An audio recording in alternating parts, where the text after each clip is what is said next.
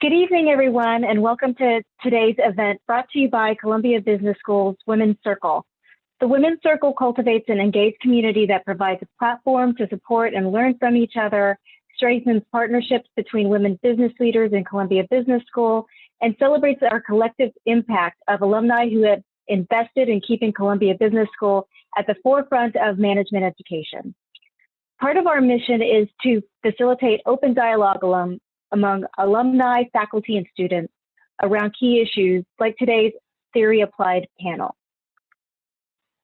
My name's Christine Alemany, and I will be your moderator this evening. I currently serve as the CEO of TBGA, a marketing and branding firm. I'm an engineer by training and a marketer by heart, and I received my MBA from Columbia Business School. I am also a founding member of the Women's Circle, which is bringing today's panel together of esteemed leaders to help us better understand our media problems. Today, I'll begin with a brief introduction of our panelists.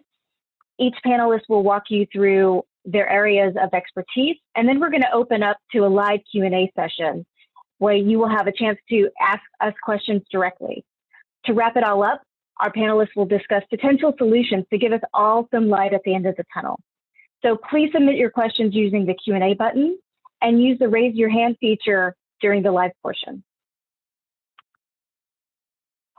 Today, I am so grateful for these three esteemed leaders who have joined us today to address the issue and solutions of our current news situation. Professor James T. Hamilton is the Hearst Professor of Communication, Chair of the Department of Communication, and Director of the Journalism Program at Stanford. He's authored multiple books on media markets, and his most recent book, Democracy's Detectives: The Economics of Investigative Journalism, focuses on the market for investigative reporting. He's currently exploring how the cost of story discovery can be lowered through better use of data and algorithms. James is also the co-founder of the Stanford Computational Journalism Lab, Senior Fellow at the Stanford Institute for Economic Policy Research, and affiliated faculty at the Brown Institute for Media Innovation, and member of the JSK Journalism Fellowship Board of Visitors. Let's all welcome Jay. Next, we have Professor Gita Johar.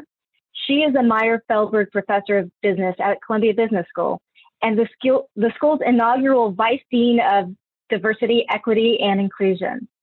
Gita studies consumer identity, beliefs, and persuasions as they relate to branding, advertising, and media.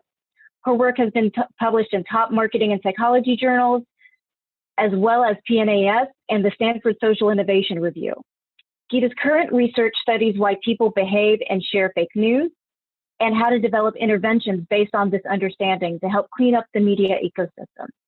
She received her PhD from the NYU Stern School of Business and her MBA from the Indian Institute of Management, Calcutta.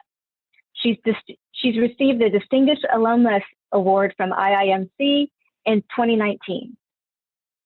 And last but not least is Ariana Pekary, who is an award-winning producer with 2 decades of experience across public radio and primetime news. Using her unique perspective, Ariana highlights stories found below the fold that help explain those that are above. As a producer at MSNBC, she oversaw Emmy-nominated episode on public housing, in addition to helping plan a live daily program. Currently, Ariana is working to rethink financial incentives in broadcast news while serving as a public editor for Columbia Journalism Review. Gita, Ariana, James, thank you so much for joining us this afternoon. So let me set the stage. Our media problem has been developing for over a decade, but it's recently come to the forefront during the run-up to the 2020 election. In 2019, the Pew Research Center found that many Americans were beginning to see fake news as a critical problem that needed to be fixed. Those surveyed viewed politicians as the major creators of fake news, and they saw journalists as the one who should fix it. Pointedly, those surveys also considered this trust problem as more dangerous than violent crime, climate change, and racism. In November 2020, the Pew Research Center saw that the problem had grown. Now, 2/3 of adults believe that their news sources presented facts in a way that favored one side during the 2020 election coverage. More than half said that the news sources published breaking news before it was fully verified, and 37% said the sources have reported made-up news intended to mislead. At this point, Americans were blaming unfair news coverage on media outlets and not the journalism who worked for them. Which brings us to today, where we're entering an era of distrust. Edelman's latest trust barometer found that people do not trust our society's leaders to do what's right, and now it's including journalists. While we still trust our neighbors and our scientists, our trust is degrading at a higher level than our society leaders. And now let's talk about how we got here. Jay, how have you seen market forces come into play? Thanks, Christine. What I'd like to talk about today is the market for fact-based reporting from three perspectives: audience information demands, the cost structure of stories, and supply incentives.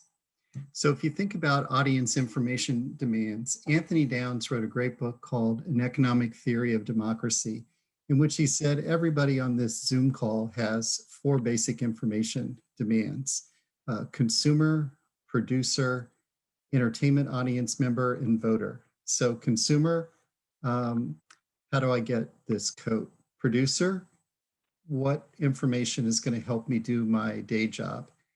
Entertainment audience member, that's what we all watch on Netflix or Hulu or HBO Max. And voter, that's information that helps you make a better voting decision. And the first three markets work pretty well because if you don't seek out the information, you don't get the benefit. But what Downs pointed out was, in terms of the voter demand, even if you care a lot about which candidate might win an election, and even if more information might help you make a better decision from the perspective of your own preferences, the statistical probability that you're going to determine the outcome of the election is so small that the net benefits to becoming informed are negative. He called that rational ignorance. And what he meant was that if you look at becoming informed about the details of policy from an investment perspective, the opportunity cost of your time, what you paid in subscription, would be greater than the benefits from your vote because your vote has such a small probability of mattering.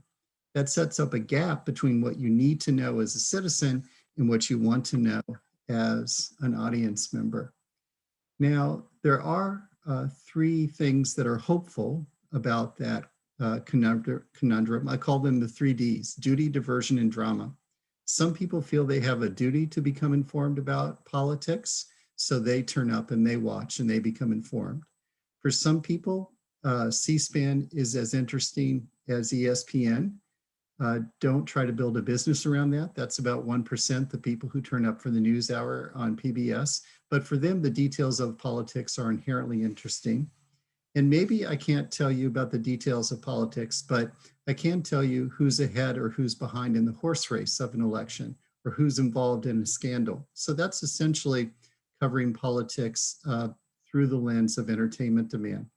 But when you step back and say, how does the market for fact-based public affairs reporting work? One glaring problem is that there's this gap between what people need to know as citizens and what they want to know as audience members. And Anthony Downs gave that gap a name. He called it rational ignorance. Let's next think about the cost structure of public affairs reporting, maybe a particular type: investigative reporting. Investigative reporting is original reporting about issues of substantive interest to the community that someone is trying to keep secret. The economic concepts there are original reporting. That means there's a fixed cost to figuring out what's going on. Substantive interest to people in the community, that's a story that might change laws or lives. And the benefits of that story might spill over onto people who weren't watching it, weren't paying for it, weren't consuming it. Those positive spillovers, those are given a term called externalities by economists. And they raise the problem that it's hard to monetize that story because the benefits spill over onto so many other people. And then transaction costs are hassle costs. The government may be trying to keep a story secret, and that makes it more difficult for you to figure out what's going on. In my book, Democracy's Detectives, one of the things I tried to show was that investigative reporting can have great benefits to society, but it's hard to produce. So one of the case studies I focused on was the Raleigh News and Observer. In 2008, the paper did a series on the North Carolina probation system. What they found was that between 2000 and 2008, 580 people had murdered someone while they were out on probation in North Carolina. Now, that was a statistic that had not existed before they devoted 6 months and $200,000 to do that investigation. Nobody in the penal system, nobody in the court system, nobody in state government had an incentive to do the math to tell you that. Once that story was told, people were fired in the probation system, new people were hired. The state legislature appropriated more than $10 million a year in additional funding for probation. And in my research, I estimate that there were 8 fewer murders because of those policy changes in the first year of the policy's implementation. So how would you evaluate that? If you have 8 fewer murders, those are 8 statistical lives saved. The Office of Management and Budget uses a value of statistical life of $9.2 million. And so you have about $72 million in benefits as the government would calculate it. You have $11 million in additional expenditures in the probation system. So on net, because of what the Raleigh News and Observer did, you had more than $60 million in policy benefits from that investigation. It cost them about $200,000 to do.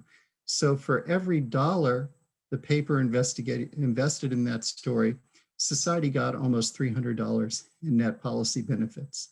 But there are a couple things to note there. Number one, the paper couldn't recover most of those benefits. They spilled over onto many different counties. There are 100 counties in North Carolina, spilled over onto many different counties. And people didn't really recognize it. Nobody rolled out of bed in the morning and said, it's a great day not to be murdered by somebody out on probation because the News and Observer changed the probation system. And it cost $200,000. It's much cheaper, as we know, for somebody to repeat what somebody else has found in a story or to make something up than to spend $200,000 to establish the facts of what's really going on. Finally, let's think a little bit about supply incentives. There are 5 incentives for the creation of information. One is pay me, that's the subscription model. One is I want to sell your attention, that's the advertising model. One is I want your vote, that's the partisan model. One is I want to change how you think about the world, that's the nonprofit model. And one is I just like to talk, that is self-expression. That's essentially the basis of social media.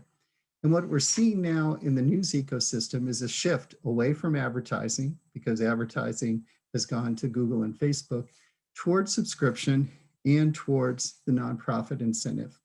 And we also see people increasingly consuming information that's been generated by self-expression, that's been generated on Twitter and on Facebook. And a problem with that type of supply incentive is that relative to the reputation incentives that a reporter faces, a person on social media who's circulating misinformation may face less reputational damage from doing that. And thinking about the world of social media is the province of Professor Johar. So I'm going to turn over the screen to her now.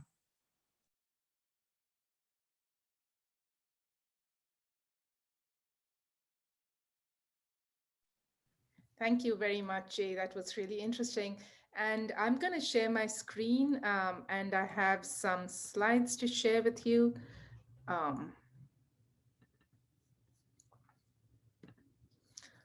Okay, so as Jay put it, these days, there's also the need for social expression, which drives a lot of news sharing. It's no longer, all curated and all from the producer to the consumer, but the consumers themselves producing news as well as sharing it. So what I want to talk about is really, why do consumers do this? Why do they share information with each other? And also, why do they tend to share false information? So Jay talked about this misinformation problem. So that's what I'd like to focus on. So I think right up front, Christine talked about this, the fact that there's lots of misleading content out there. And that's a problem that people have talked about now definitely for the last 4 or 5 years. And the fact that this is not just evident, but it's increasing over time as well. So that's something that most people acknowledge. In fact, in this Pew Research Center poll, a lot of Americans said that made-up news is a bigger problem than violent crime or climate change, for example. So clearly people see this as a big problem. And a really influential paper that was published in Science a couple of years ago showed that once lies are created, they tend to be diffused 10 times faster than the truth. So lies on social media spread to more people and spread faster than the truth. And they did this by looking at Twitter data and looking at how different types of information was shared. So this is kind of the background to what I want to talk about. And to me, I've been interested in trying to understand, why do people, even though we all acknowledge it's a problem, why do we tend to believe this false news? Why don't we fact check it instead of simply buying into anything that's shared with us or anything that we see? Why do we tend to share this false news? And these are related to two papers that I'll talk about. So one paper talks about why people don't fact check, and the second set of papers talks about why do people share? What's the motivation for sharing false news? So let me start with this idea of why don't people fact check? So we all know there are organizations like Snopes and PolitiFact out there that do fact check some news items. But people don't really take advantage of this. Most people tend not to fact check news. And in fact, this is particularly the case on social media. And in this paper, what we talk about and what we do empirically is study, why is it that on social media, people tend not to fact check? And the one intuition here is that when you are in the presence of other people, you feel a diffusion of responsibility. You don't feel it's your responsibility to fact check, and therefore you don't. So this was kind of the genesis of the study, where we did a number of experiments trying to understand, why don't people fact check news on social media? And actually what we found out is that on social media, people tend to feel safe. They tend to feel they're in the company of others, and therefore they tend to lower their vigilance. This is similar to animals in a herd who kind of feel their safety in numbers. So that's an analogy to how we feel on social media. And so what we find in our research is that when you are alone, you tend to fact check a lot more, or when you feel you're alone, than when you're in a group. And in fact, in social media, it doesn't matter whether you're primed to think of other people or not, because social media by its very purpose makes you think of being in the presence of other people. And therefore on social media, such as on Facebook, you tend to really fact check a lot less than you do at other times. So we tried to think about what can we do in order to increase fact-checking behavior. And we found two kinds of interventions, if you will. One is to make people think that their behavior online is going to be known to other people, like their friends and family. They're accountable to them in some way. And what we find is, if we make people feel accountable to others, as you can see in this chart, their fact-checking actually goes up to the same level as if they were alone. And in a different kind of intervention, we show that making people feel vigilant, in this case, in a very stylized way, we told people that to think about their duties and responsibilities in life. So just simply by doing this, we were able to increase the levels of fact-checking in the condition when they still felt they're in a group. So what you can see is simply inducing this mindset of being vigilant made people fact-check more. So while in our paper, these are kind of psychological manipulations, if you will, the broader takeaway is that you can create an ecosystem, a platform environment that actually encourages people to be vigilant, and that might improve the beliefs that we all hold, so that we don't kind of get taken in by conspiracy theories, for example. So this was a paper on fact checking. I want to turn now to why do people share fake news or share news in general. And I've been looking at this now for a couple of years. And I want to talk very quickly about two papers and two findings. In one paper, what we found specifically with COVID-19 news is that people who are feeling the most uncertain and people who are looking for meaning in life and trying to make sense of all of this news that's out there. And we know about the COVID infodemic. We know there's a lot of news out there. It's hard to tell what's true, what's false. So what we find is people who are the most feeling the most uncertain are most likely to share news on social media, and they don't care if it's true or false or if it's surprising or unsurprising. They're sharing it all in order to try to make sense of the world. And ironically, people who are hit hard by this COVID pandemic, people who are vulnerable, people who are feeling socially marginalized, are in fact the most likely to contribute to this COVID infodemic by sharing a lot of information. So this research kind of suggests that if you can provide people with some meaning in their life, then they're going to be less likely to do this. And again, we tried different interventions. And one intervention was actually trying to, in the moment, boost people's sense of meaning.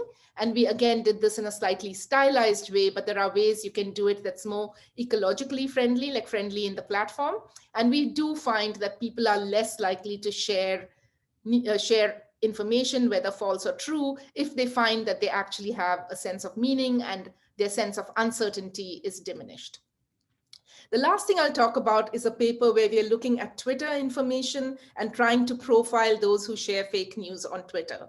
So here you see there's often a fake news. In fact, talking about the media ecosystems, Alex Jones was actually taken off of a lot of these platforms because InfoWars was spreading misinformation. So what you see is misinformation. And then what you see is that there are people who fact check this misinformation, which in this case is factcheck.org. And our question is, what types of people are sharing the fact check and what types of people are sharing the fake news? And why do we care about this? The big point I want to make is that if platforms can figure out what kinds of people share this news, they could actually intervene in real time and prioritize for screening the posts of these people. So that's kind of where we are headed. And I'll give you a small flavor of some of the findings.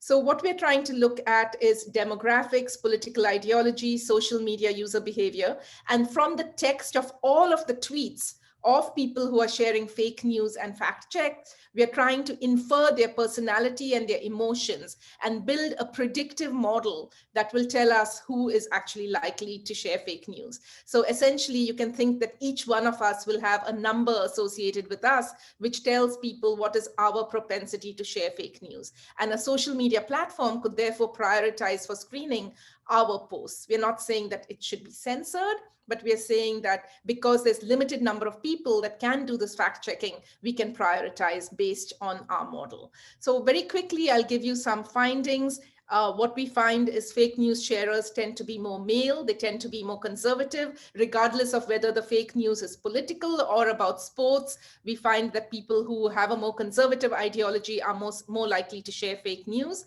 The people who share fake news are very active on social media platforms. We also find that they share with fact check sharers this idea of having heightened negative emotions. They tend to be more angry and more anxious than other people, the average social media user. We also find, interestingly, and there's theoretical reasons for this that I won't get into, that fake news sharers tend to talk a lot more about existential things like death, and they talk more about religion. And in terms of personality, what we find is fake news sharers and fact check sharers are less conscientious, less agreeable, and more neurotic than others. So all of this is interesting. Again, it's based on theory that I don't have the time to get into. But I think what is most interesting is that putting all of this into a predictive model, we can actually find out who is going to be a fake news sharer and who isn't. So as I said, this can help platforms. And this is just to show you that we can improve by throwing in emotions and personality inferred from the tweets. We can improve the prediction of who's likely to be a fake news sharer. So I will actually stop there in the interest of time, but I'm happy to take any questions later on. The big takeaway from this last paper is that emotions and personality of fake news sharers and fact check sharers differ from that of others in predictable ways that makes us able to classify who these people are likely to be. So just to end with a provocative comment here, most people, when you ask them who is responsible for stopping fake news online, almost everybody agrees that the internet companies are responsible. Whereas predictably, Republicans believe that consumers are responsible, whereas Democrats believe the government is responsible. So this brings me to this question of who gets to decide what kinds of stories are shared. And particularly online, we can all be citizen journalists, but when it comes to big media and television and so on, who gets to decide and what stories get told, and how is that playing into this news media ecosystem that we're saying needs a fix? So on that note, I'll turn it over to Ariana.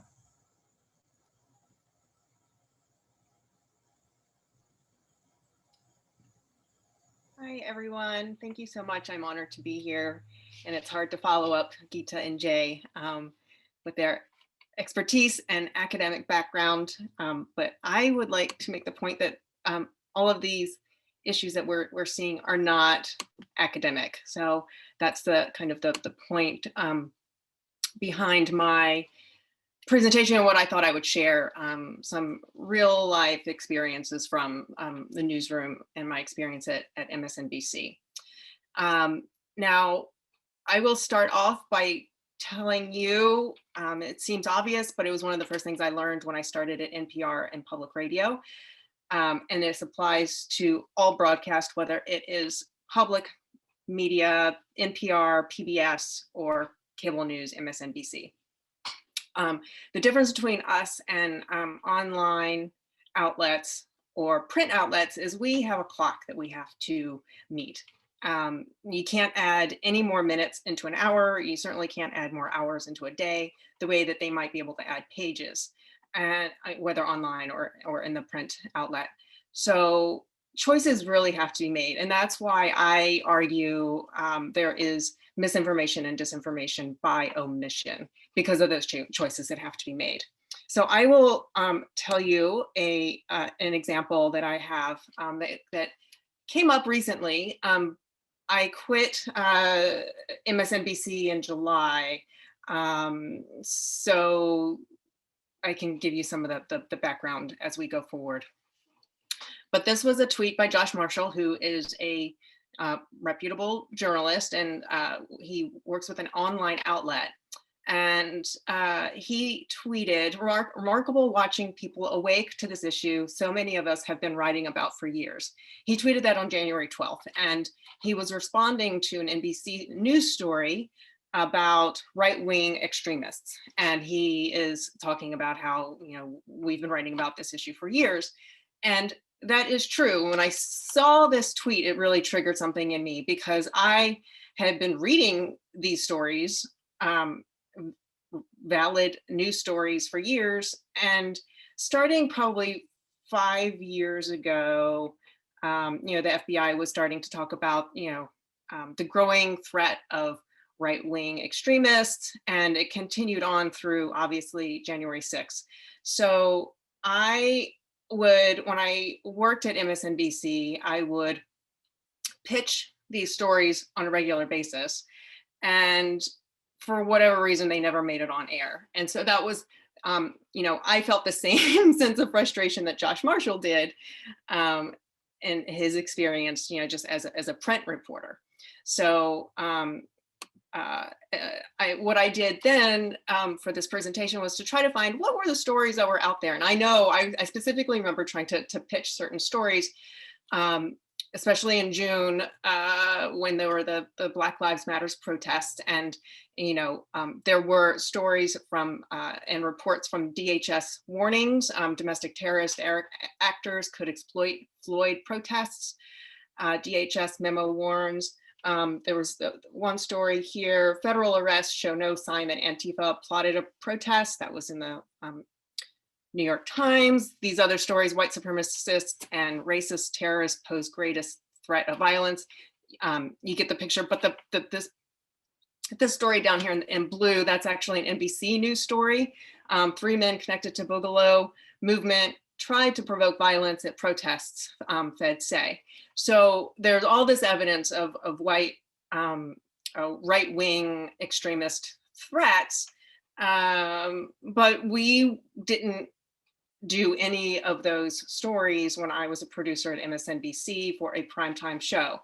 And I wanted to fact check myself in some ways, and I wanted to make sure that I wasn't making this up. So I did, went online to see what my host may have talked about on this subject. And I actually found this story, which is a bit of an extreme example, but Lawrence O'Donnell explains why Donald Trump's warning of violence is gibberish. And I think this story was actually from March of last year. But he made the same points on Twitter. So O'Donnell made the same points on Twitter in response to fellow MSNBC anchor Chris Hayes, asking if Trump's comments constituted a threat of fascist violence by the president. And Lawrence O'Donnell says, I think it's more of a hope than a threat. He said, Trump's supporters aren't as bad and violent and criminal as he hopes they are.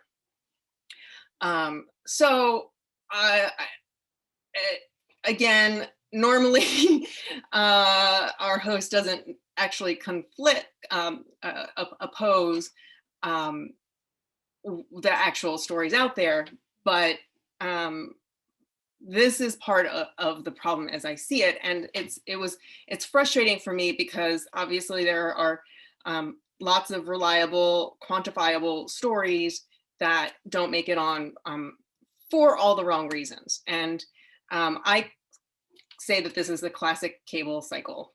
They often will ignore warning signs such as these reports, like if an FBI report comes out explaining what some threat might be, but they will ignore it because in general, they think that a report itself is boring and there's usually something else more exciting for them to report in a day. So they focus on that current disaster, which in my mind probably was preventable based on an earlier report. But anyhow, we'll focus on the current scandal of the day. And then once the earlier report comes true, they'll act shocked and with disbelief, and the cycle starts all over. You rinse, repeat. Now, why does this happen? And again, I call this daily. It happens, in my opinion, every day. There's disinformation and misinformation by omission. And I think you can call it disinformation because there's certain stories at this point, they know what the effect is. Perhaps a lot of it is misinformation. They don't really understand the effects of their choices, but I make the argument that they do know the effects of their choices. So there's some structural issues in my mind in cable and commercial news, broadcast and cable news. One of them, from my experience at MSNBC, is a top-down management structure. They have the morning meetings, and the president of the network tells everyone what they want to cover that day and kind of how they want to cover it. And they do the same thing at CNN. I don't know for certain that that's how it happens at Fox, but I'm pretty confident it's a similar structure. There's a risk-averse management. So there is fear of scrutiny. So you don't necessarily want to report something that somebody else is not reporting. They all copy each other. I know I've been held at MSNBC until the wee hours of the morning, waiting to see what CNN does on some breaking news story. Are they actually going to cover it? Are they going to go live or not? And some of it also is, they all do the same types of stories because their buddy who works on the other show is also doing it, and they want to keep up, and they feel like if they are doing something different, then they're not cool, or they aren't doing the hottest story of the day. There's a fear of the unknown. I remember pitching a story, it was probably a year and a half ago. I heard it on the NPR station. It was a Boston story that came out of Boston about medical deportations. And it was pretty horrific. The administration was going to be stopping the deferrals for these immigrants who were here for medical reasons, for life-saving treatments. And I remember pitching the story to my team. They didn't do it. They didn't want to do it. I pitched it several times. There was no reaction, no response. And then a couple of nights later, Rachel Maddow picked up the story. Then all of a sudden, they were like, "Oh, we have to do the story. We have to do the story," because all of a sudden it was out there and somebody else was talking about it. So they didn't have that fear of the unknown. Overall, their fear is due to, they don't want to lose the audience. They feel like if you try to introduce another story that is not on the audience's radar already, they will tune out. And at the bottom of the line, what they care about every day is the ratings, how big the audience is. That's how they're paid. The advertisers are charged based on the size of the audience. And so that is their job, and that's how they get evaluated. If a show is not rating, obviously that eventually it will get cut. And so every day at 4 o'clock, the ratings report comes out. It's broken down by quarter hour, and they can tell what had rated well or what didn't rate well the day before. And they will often make changes based on that. They'll either add something back in if it did well, or take something out if it didn't. They also look to see what's trending on Facebook and Twitter, which I think is a questionable way to make editorial decisions. But anyhow, ratings are always front of mind. I also will make the point that ratings supersede ideology. There have been times when Senator Harris in October 2019 approached our show, offering herself as a guest. Everybody there was a big fan of, admired Senator Harris, and we had been, in fact, trying to get her as a guest pretty much on a weekly basis since she entered the campaign that year in January. And I think she'd been on the show maybe once or twice, but she hadn't made herself available very often. But at this point, she made herself available. I think things were probably tightening in the Democratic primary. And she also sat on the committees for intelligence and judiciary, which were relevant to news of the day. At that point, it was the Ukraine phone call. And so in my mind, this was a no-brainer. They were going to want to have her on. But I poked my head into the executive producer's office and said, Kamala Harris, do you want to commit to her tonight? And he was digging through his email looking for the ratings from when she was on the last time. He said, "I don't think so." He's like, "I think she tanked the ratings the last time she was on." So this is an example I sometimes tell former journalists who may work in public radio now. They tend to be kind of horrified by that, because it just isn't the idea that you were going to say no to Senator Harris. It's just a little shocking. But anyway, I've seen this was the host who decided one night, this is in March 2018, I'll wrap this up quickly. There was a shooting of a young man, Stephon Clark, in Sacramento by police. The host is he's an expert in police use of violence. And he chose, by asking the young tape producer on the show, who would you rather watch, Stormy Daniels or Stephon Clark? And she kind of sheepishly said, I'd rather watch Stormy Daniels. So instead of doing Stephon Clark and the shooting, they did some non-news story about Stormy Daniels that night. So I'm kind of cherry picking a few examples, but I can tell you that this happened pretty much on a daily basis. And I can go on, but that pressure also tends to push extremist ideas and hate. They host and on-air guests. Guests are also evaluated based on how they rate. It's not just the subject. So there are guests who they always felt like rated better than others. And, you know, there's a problem solvers caucus. You might not have heard of them, but you've probably heard of the squad. And I'm not calling them extremists, but they're the ones who, you know, moderate voices and nuanced voices tend to lose time on air. And so we're losing that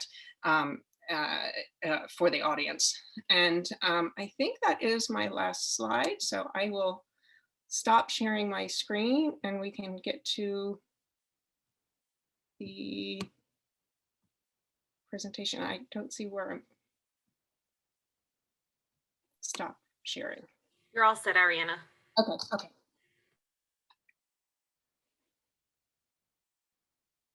Christine, you're on mute. We're gonna open up the Q&A, and we already have quite a bit of questions. The first question is my own question, and I'm going to ask you, Ariana. You know, one of the breaking news from today was the passing of Rush Limbaugh. And one of the things it has been trending lately is talking about the fairness doctrine. And I wanted to get your thoughts on how that would affect newsrooms. Well, I've spent a lot of time recently looking into this, and certainly the fairness doctrine was the FCC rule that said that you had to treat news topics, controversial news topics. You're supposed to present, you know, each side equally and fairly. And so, with the repeal of that doctrine in the 80s, that gave way to people like Rush Limbaugh. And that's, you know, it's pretty clear that you can see, you know, without if the fairness doctrine had still been on the books, it would have been hard for someone like Rush Limbaugh to come to prominence. There are other factors at play. Media consolidation also is a big factor that happened at the same time. So, you know, that affected the economics, and I'm sure Jay could probably talk about that more than I do, or what I know. But I can. And, you know, the other thing about the fairness doctrine is it was also misinterpreted quite a bit. So, you know, when you talk about having to give both, you know, equal time or equal credence to both sides, you know, there isn't always a moral equivalency. And so the fairness doctrine, from my perspective and what I understand of it at this point, it is a complicated thing to try to bring back, you know, as a lot of people do. But there are, from my perspective, people just kind of threw up their hands and said, okay, you know, we can't infringe on someone's right to free speech, being the media outlets, so we're not going to do anything at all. And from my perspective, I think you can probably find some happy medium in there, find some other solution to help oversee news outlets. Great. And this touches on one of the questions that we had in our Q&A spot. And it's about commenting on how capitalism and really the pressure to monetize and grow social media and media platforms. Is that really at the root of fake news, or, you know, how much has that really been help give the rise to fake news? Who do you want? Are you asking me, or? I'm opening it up. I would, I'd love to get Jay's thought on it, given the market. Yeah, I think that if you look at Google and Facebook, in my mind, they are media companies. They wrap content and advertising, but they don't want to call themselves that, because historically, we've always felt that companies have social responsibility. It's always been the case that news can generate positive externalities or spillovers, and we've often relied on means other than the market to generate that, such as owners who take some of their utility from contributing to the public interest. I think that it's clear that Google and Facebook resist being called media companies. And yet I think there is a hopeful thing that, first of all, both of them are dual structure companies, so that in the case of Facebook, 1, in the case of Google, 3, people have voting control. And so if those individuals decide to do something other than maximize profits, and both of their annual reports warn people that they can, those folks can take action against profit maximization. But if those 4 people chose to do something about news, they could do it. They also are starting to care about the employee morale, that engineers went to some of those places not to be evil. And so if you care about productivity, you care. Also advertisers, now that there have been people like Gentle Giants and others targeting people whose advertising supports misinformation, they care about advertising because that's where their money comes from. So that's a long way of saying on the social media platforms, they're driven by engagement. Engagement is advertising, but I'm seeing some hopeful signs, especially in terms of pressuring advertisers or employees pressuring the social media companies.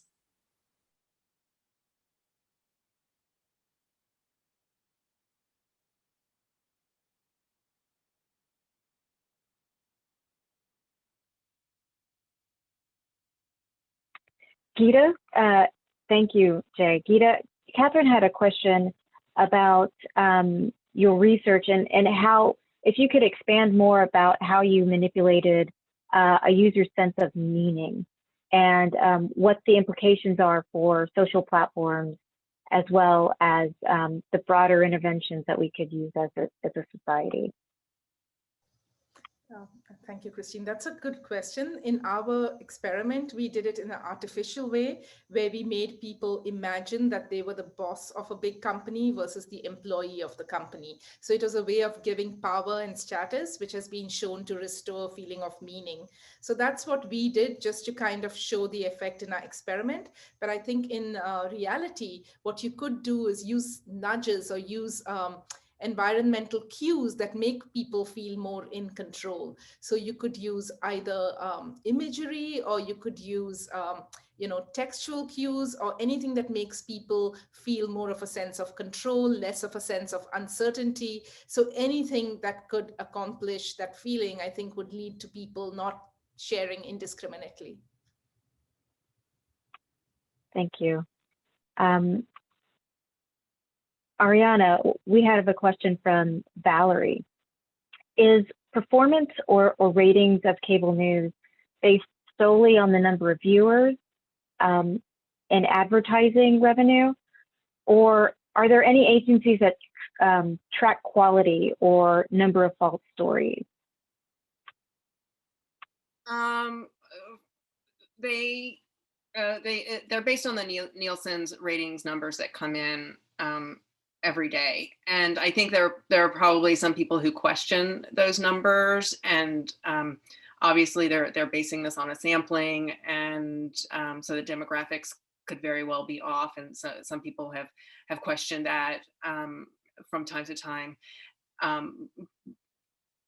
But what they're basing their decisions on a daily basis are the Nielsen's numbers. And I think there's some other numbers that get into more analytics. I don't think that those come out on a daily basis, and I never actually saw those. I think they keep them for a smaller group of people. But the decisions that we were making every day were based on the Nielsen's numbers. Awesome, thank you. And we have a very interesting question that I'm going to open to the entire panel.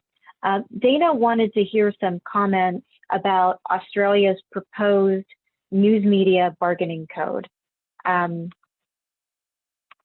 any of you familiar with that?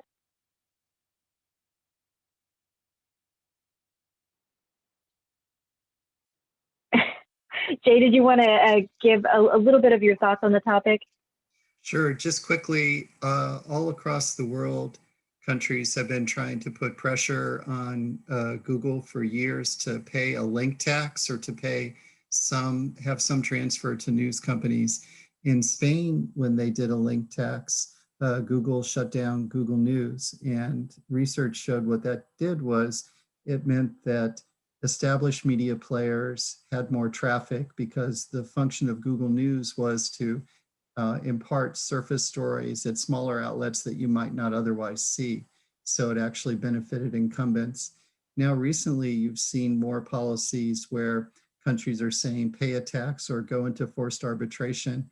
And Google's response has been to create something called the Google News Showcase, which is basically $1 billion over 3 years, where Google will pay companies to create something called Google News Showcase that they can have on Google. So it's an indirect way to pay money to the news industry without getting into a world of actually paying per link, because Google would, that would be anathema to Google. Thank you. Gita, we also had a question that I thought maybe you could give us some insights on.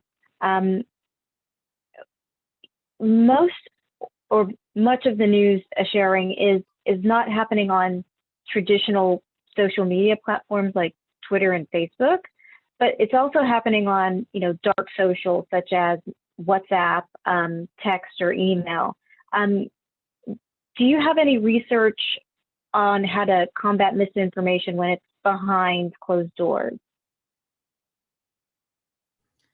Yeah, that's a great question. Actually, the BBC did a big study, and this was in India, on WhatsApp, because WhatsApp is used, to a great extent in all over the world, and news is being shared all the time. It's recently had a big flap because people thought it used to be encrypted and private, but then Facebook kind of said something about their terms of use, and so WhatsApp people got into a flurry about it because people do share a lot of private information that they don't necessarily want the government to know or whatever. That's a little bit of an aside, but to say, how do you study sharing of fake news on media like WhatsApp? I feel like the approach we use with the Twitter data is an approach that can be used anytime text is being shared, right? So anytime people are writing text, you can mine the text to understand who are the people who are sharing fake stories. So I feel like a similar approach can be implemented using in WhatsApp, but it is all private and encrypted. So I don't know to what extent one could have access to those data, but Facebook and the companies could perhaps think about it if they have access to these data in any case.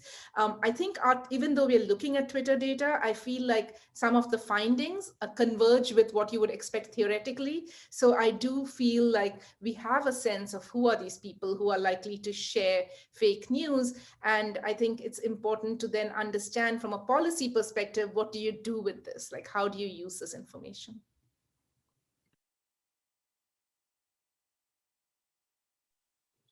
Christine, you're on mute. I love mute. This brings us to a point where, you know, we've talked about all the problems with media. And it would be great to get, you know, some of the things that you guys are thinking about on, you know, give us some light at the end of the tunnel. Jay, do you want to start? Sure. First, I'd like to thank you for envisioning and organizing this. We all appreciate that. I'm hopeful because of a clunky term called computational journalism, which is stories by, through, and about algorithms. Case in point, the Associated Press now does about 4,400 quarterly earnings report because they do it by software, partnering with a company called Automated Insights. In the old days, when you had to do it by hand, they covered 300 companies. So writing stories by software can expand what you do. Also, if you look at stories through algorithms, the Atlanta Journal-Constitution used machine learning to do an amazing story about sexual abuse by doctors across 50 states. They scraped the web, found 100,000 possible cases, and then did a machine learning model to reduce that to 6,000. Then they read all 6,000 cases. So that makes me hopeful. Gita, what are you thinking about? So, I mean, as we all know, in the last few days, some of the people with the biggest megaphones that are also spreading fake news have been taken off platforms. And I think that's definitely cause for hope, because it is true that with COVID, for example, very few websites publish most of the fake news. So I think it's a question of getting to those few websites that are sending out these massive amounts of fake news that get shared among all their followers and really create this huge fake news ecosystem. So I think pinpointing and identifying those and removing them from the platforms is cause for hope. Ariana, what are you working on right now?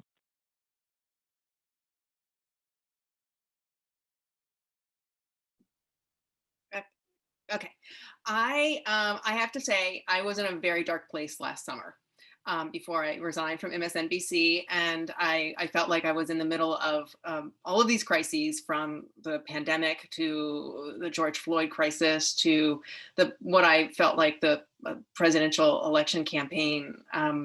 I felt like things were going the wrong direction on all three fronts, and I felt like even now they can't do the right thing. It was kind of how I felt. And so I resigned, and I posted a statement on my personal website, which until then I think it had maybe 2 visitors. And I was just explained why I was leaving. And a lot of it has to do with the ratings driving these editorial decisions and how damaging that is.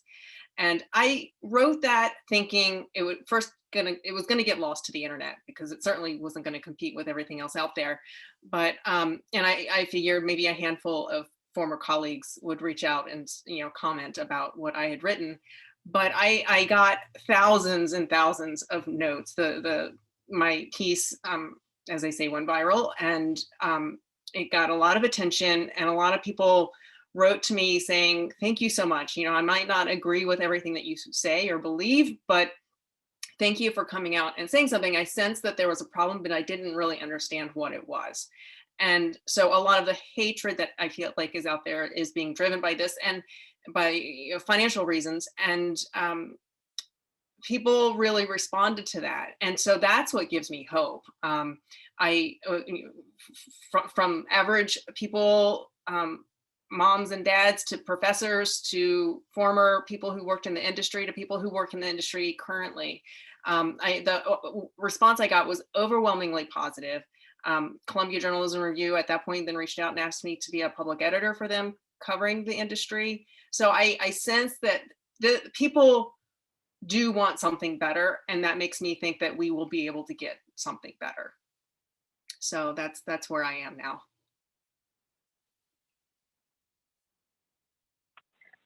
Thank you so much, guys. I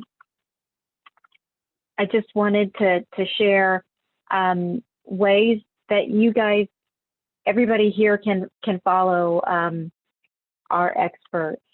I'm so grateful for you to join us to address this issue, to help us think through some solutions of our current news situation. Jay, Gita, Ariana, thank you so much for joining us this afternoon. Today we're going to wrap up. We're going to try to answer some questions. I know we didn't get to everybody's questions, but thank you so much for attending. And again, thank you, Gita, Ariana, Jay. We learned so much. And if you have any general questions about the Women's Circle, you can reach out to us. If you are interested in pitching in at the Theory Applied Committee, please reach out to me. Thank you so much.